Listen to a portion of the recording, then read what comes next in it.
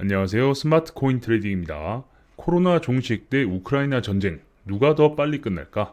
지금 코로나가 점점 잠잠해지고 있고 우크라이나 전쟁도 우크라이나의 승리를 점치고 있는 가운데 과연 무엇이 빨리 끝날지, 그리고 코인 시장은 어떻게 될지 한번 보도록 하겠습니다. 월가에서도 우크라이나 전쟁은 상당히 느리게 종식될 것으로 예상하고 있다. 오히려 코로나가 훨씬 빠르게 종식될 것으로 보고 있다. 월가에서는 전쟁이 더 지연될 것이고 코로나는 이제 곧 종식될 것이다 라고 보고 있다고 하네요.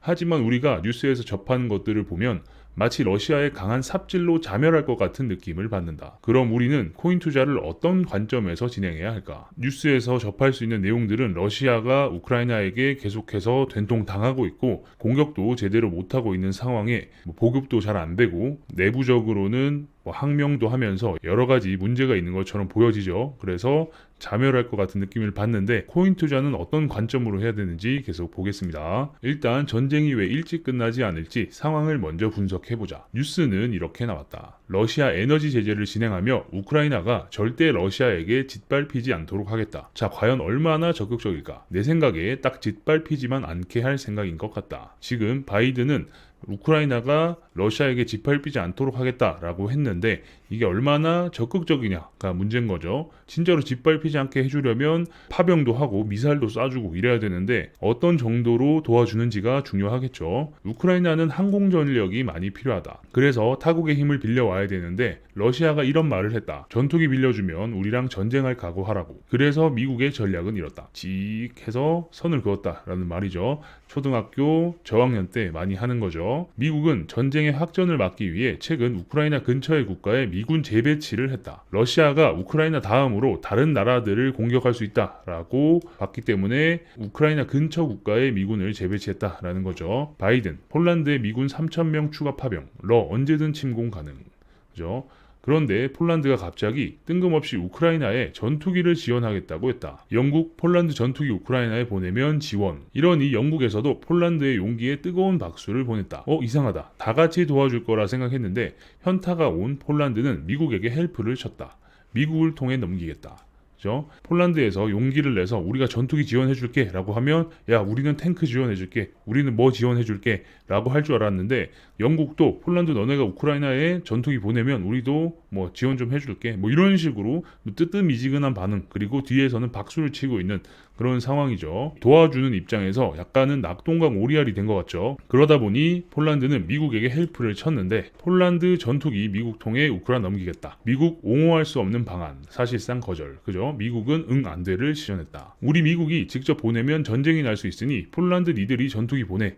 그런 빈 곳에 미국 전투기 넣어줄게. 그러니까 폴란드가 우크라이나에게 전투기를 지원해주면 폴란드의 방공에 구멍이 생기겠죠. 그 구멍이 날 수 있는 부분에다가 미국 전투기를 넣어서 메꿔주겠다라고 이야기를 한 겁니다. 이거 지금 다 큰 어른들이 뭐 하는 짓거리인지 모르겠다. 그래서 미그 29라도 보내는 거 어떠냐고 이야기했지만 폴란드, 우크라 미그 29 전투기 지원하자. 미국은 어렵다.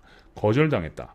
코인 이야기에서 자꾸 벗어나는 것 같은데 이것까지만. 그쵸? 폴란드는 계속해서 전투기를 지원해주자라고 했지만 미국은 안 된다, 어렵다 를 시전하고 있습니다. 미그 29가 나온 이유는 얘가 가성비 전투기이기 때문이다. 사실 성능은 구리고 지상 관제탑 등 각종 정보전이 결합되지 않으면 얘는 그냥 밥이다. 우크라이나에게 그걸 기대하기 어렵다. 그쵸? 이런 전투기나 전략 자산들을 운용해 온 경험이 없기 때문에 이걸 줘봤자 잘 운영할지는 미지수인 겁니다. 그리고 아시다시피 이런 미그기, 옛날 구형 전투기들은 신형 전투기가 떠버리면 그냥 번쩍하면 끝나죠. 어디서 미사일이 날아온지도 모르게 추락당하는 그런 상황이 올 수 있기 때문에 우크라이나가 이런 부분들을 잘 운영하기 어렵다라는 거죠. 그래서 미국이 거절한 이유는 이것이다. 타국이 개입한 전투기가 이겨도 곤란한데 저런 전투기로 장난치다 괜히 역관광 당하면 미국 입장에서는 확전 확률이 높아지기 때문이다. 바이든의 생각은 이거다. 우크라이나가 좀 박살 나더라도 우리가 좀 무기로 존버하면 미군이 개입 안 해도 알아서 러시아가 질 텐데 왜 자꾸 못 끼어들어서 지랄인 거냐.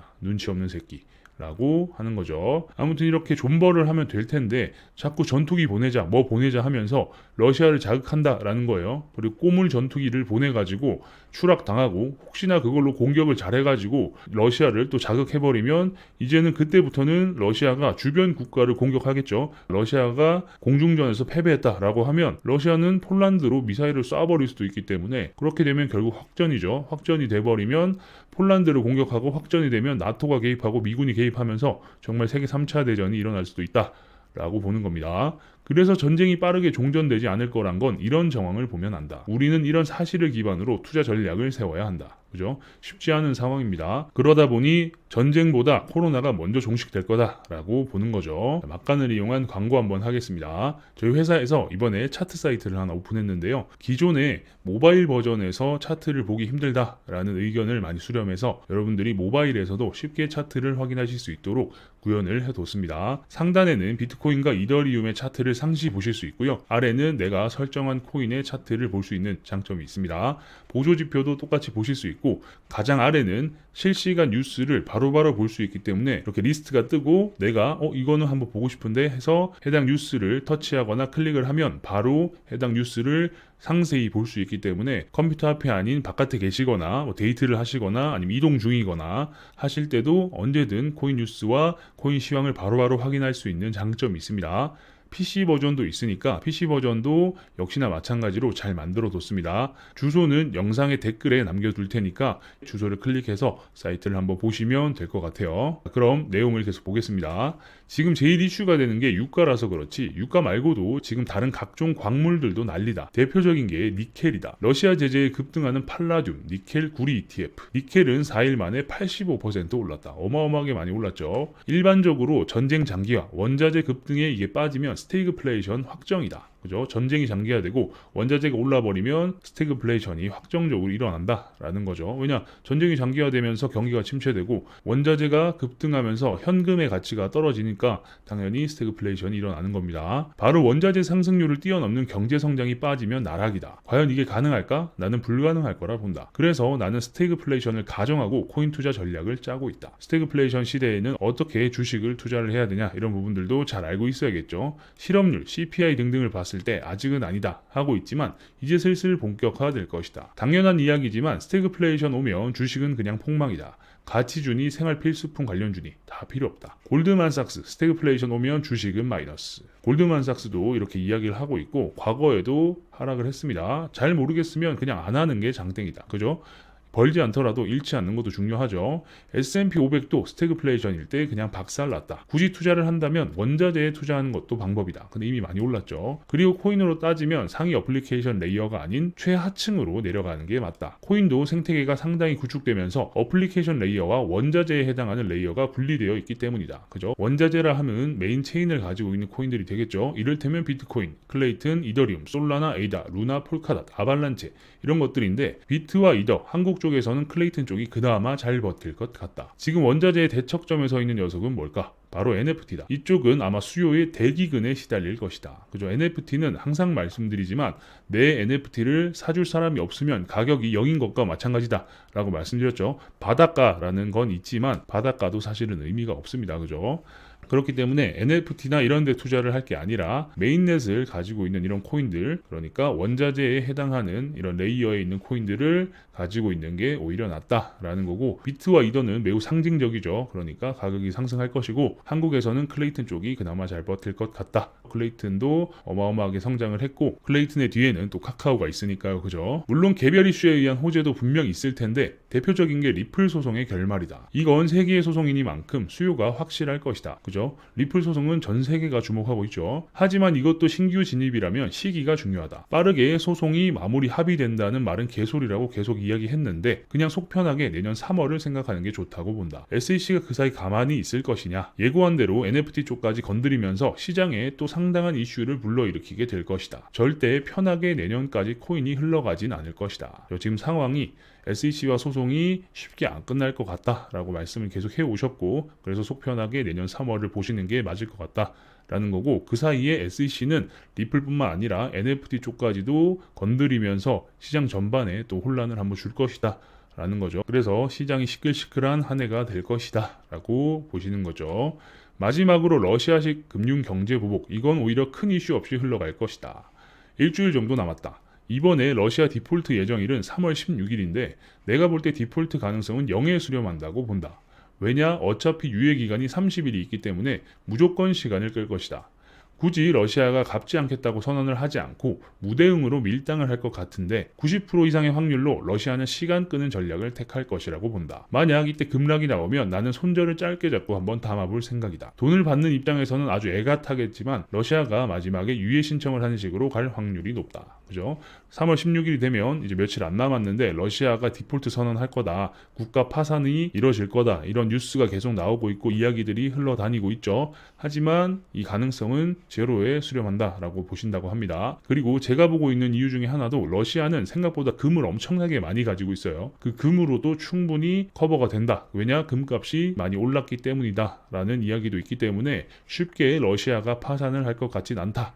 라는 부분이고 결국 3월 16일이 지나도 30일은 또 시간이 있다라는 겁니다. 그래서 거기에 대해서 뭐 우리가 못 갚니 아니면 앞으로 갚겠느니 이런 이야기 안 하고 그냥 입 닫고 무대응으로 지나가다가 결국 마지막에 유예 신청을 하는 식으로 갈 확률이 높다라는 거고 러시아가 3월 16일에 돈을 못 갚으면 한 번 더 주가나 이런 부분에 충격이 오면서 가격이 급락이 나올 수 있겠지만 러시아가 우리 30일 뒤에 돈을 뭐 유예해서 우리 갚을 거야 라고 하는 순간 강한 반등이 나올 수 있다. 그래서 그때 한번 담아볼 생각이다 라고 말씀하시네요. 아무튼 지금 상황이 정말 어지럽습니다. 이런 경우가 없었죠. 전쟁도 하고 있고 병균에도 시달리고 있고 그리고 병균을 또 이겨내기 위해서 돈을 또 엄청나게 찍어냈죠. 이런 부분들이 복합적으로 터지네 마네 하고 있는데 우리는 이렇게 잘 대응을 해서 스태그플레이션이 발생할 때 어떻게 자산을 가지고 있고 그래서 손실을 보지 않고 내 자산을 잘 지키고 또 기회가 된다면 돈을 벌 수 있는 타이밍으로 만드는 것도 중요하겠죠. 그렇기 때문에 이런 부분들을 잘 알고 계셔야 됩니다. 이렇게 코인뿐만 아니라 인플레이션, 스태그플레이션, 경제의 전반적인 내용이나 전쟁과 같이 다른 이슈에 대해서도 여러분들께 쉽고 정확하게 알려드리기 위해서 노력하겠습니다. 영상이 괜찮으셨다면 구독과 좋아요도 눌러주시고요. 경기도 웨일린 블로그는 영상 하단에 주소가 있습니다. 블로그에 들어가시면 글로 바로 정보를 받아보실 수 있으니까 경기도 웨일린 블로그에 한번 들어가 보시고요. 예전 글부터 차근히 하나씩 보시면 인사이트를 넓히는데 굉장히 많은 도움이 되실 겁니다. 궁금한 게 있으신 분들은 저희 커뮤니티로 들어오시면 되겠습니다. 영상의 댓글은 막아뒀지만 여러분들과 정확하고 빠른 소통을 하기 위해서 커뮤니티를 오픈해뒀습니다. 이제 많은 분들이 들어와 계셔서 대화도 많이 하고 있고 정보를 많이 나누고 있으니까 아직 안 들어오신 분이 계시다면 저희 커뮤니티로 들어오시면 되겠습니다. 아래 보이시는 화면은 저희 회사에서 직접 개발한 API 트레이딩입니다. 바이낸스, 바이비트, 비트맥스, FTX 네 군데 거래소에서 사용이 가능하고요. 기능으로는 클릭을 하면 현재 호가에 자동으로 주문을 넣어주는 자동호가 기능, 수량과 범위를 정하고 클릭을 하면 최대 40개의 분할 주문을 자동으로 넣어주는 스프레드 기능. 스프레드는 화면에 보이신 바와 같이 올라갈수록 주문 수량이 많아지기 때문에 체결이 되면 될수록 진입가도 같이 올라가기 때문에 훨씬 더 유리한 포지션을 가져갈 수 있습니다. 손절과 익절의 퍼센트를 정해놓으면 체결과 동시에 손절 익절을 자동으로 걸어주는 스캘핑 모드, 키보드를 이용한 단축키 트레이딩 등등 다양한 기능들이 있습니다. 어떻게 동작하는지는 제가 잠깐 보여드릴게요. 주문이 체결되었습니다. 매도 주문 입력 주문이 체결되었습니다. 스프레드 주문 완료. 스프레드 주문 주문이 체결되었습니다. 주문 취소. 주문이 체결되었습니다.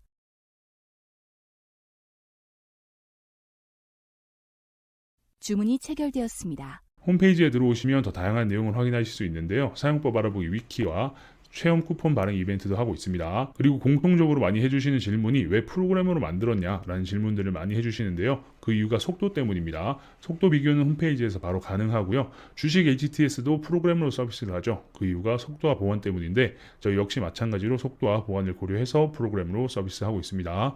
그럼 프로그램이 이상한 거 아니냐라고 생각하실 수 있죠. 홈페이지 하단에 보시면 사업자 등록번호와 고객센터 번호가 있습니다. 운영 시간 내에 연락 주시면 언제든 친절히 응대할 수 있도록 하겠습니다.